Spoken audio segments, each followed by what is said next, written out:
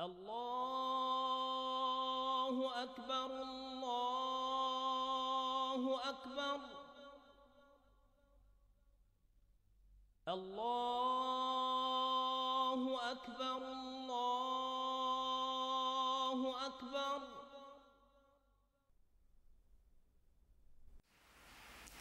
I wish to say finally, as I've said many times before, that this is not a war with Islam. It angers me, as it angers the vast majority of Muslims, to hear bin Laden and his associates described as Islamic terrorists. They are terrorists, pure and simple. Islam is a peaceful and tolerant religion, and the acts of these people are wholly contrary to the teachings of the Quran.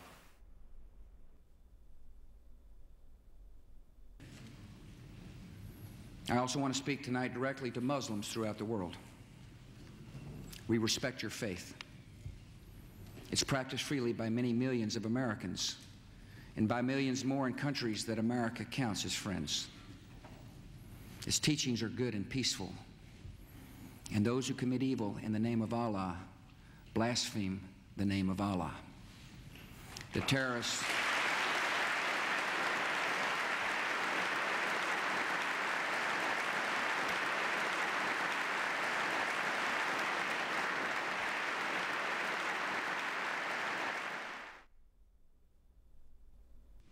I want you to understand, I want the world to understand that our actions today were not aimed against Islam. The faith of hundreds of millions of good, peace-loving people all around the world, including the United States. No religion condones the murder of innocent men, women, and children. But our actions were aimed at fanatics and killers who wrap murder in the cloak of righteousness, and in so doing, profane the great religion in whose name they claim to act. My name is Ken Bigley from Liverpool and Bolton district. I'm here in Iraq, and I think this is possibly my last chance to speak to somebody who will listen from you. I need you to be compassionate, as you've always said you were, and help me. I don't want to die. حتى نراك طليقة مرتاحة وسنبقى نذبح الكفرة حتى نراك عدت إلى أمك وأبيك أو زوجك وبنيك والله أكبر والعزة لله. الله أكبر.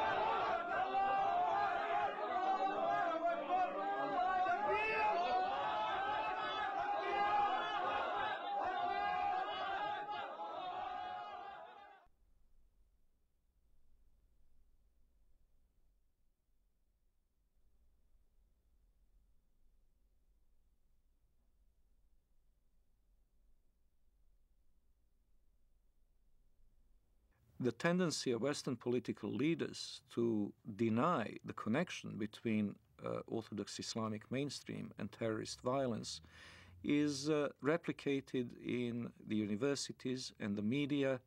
Wherever you look, both in Western Europe and in North America, the members of the elite class have this tendency to proclaim Islam, some mysterious, authentic Islam, to be peaceful and to be tolerant, and those Muslims prone to violence are proclaimed to be non-representative fringe.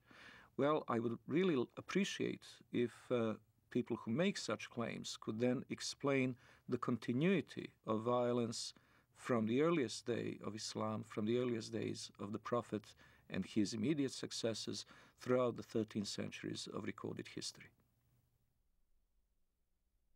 The real burning question in the world today is, does Islam and Islamic civilization actually sanction the violence that we're seeing being perpetrated in its name around the world? And to that we have to answer, if we're going to be honest about it, an unqualified yes.